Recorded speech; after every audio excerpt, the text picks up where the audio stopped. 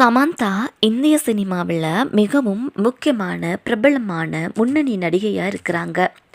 கடந்த சில ஆண்டுகளாக இவங்களோட நடிப்பில் பெருசாக படங்கள் எதுவுமே வரலை. அப்படி இருந்தாலும் கூட ரசிகர்களால் இப்போவுமே அவங்க உச்ச நட்சத்திரமாக தான் பார்க்கப்படுறாங்க. வெகு விரைவில் ரொம்ப பெரிய படங்களோட மாஸ் கம்பேக் கொடுக்க போகிறாங்க அப்படின்னு தகவலும் வெளியாகணுச்சு. அல்லு அர்ஜுன் திரைப்படத்தில் கதாநாயகியாக சமந்தா நடிக்க இருக்காங்கன்னு சொல்கிறாங்க.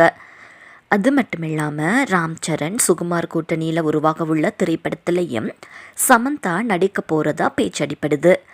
ஆனால் இது சம்மந்தமாக இது வரைக்கும் எந்த ஒரு அறிவிப்புமே வெளிவரலை. நடிகையாக வலம் வரக்கூடிய சமந்தா சுபம் படத்தின் மூலமாக தயாரிப்பாளராகவும் அறிமுகமாகியிருக்காங்க. இந்த படம் மே மாதம் வெளிவர இருக்கு அப்படின்றதும் குறிப்பிடத்தக்க ஒரு விஷயம். இந்த நிலையில் நடிகை சமந்தா இன்டர்வியூ ஒன்றில் சொன்ன விஷயம் இப்போது இணையத்தில் வைரலாகிட்டு வருது. நான் நடித்த முதல் 2 திரைப்படங்களை இப்போது நான் பார்த்தாலும் எனக்கு வெட்கமாயிருக்கு. நான் ஏன் இவ்வளவு மோசமாக நடிச்சிருக்கேன் அப்படின்னு சொல்லி யோசிக்கிறேன்னு சமந்தா சொல்லியிருக்கிறாங்க.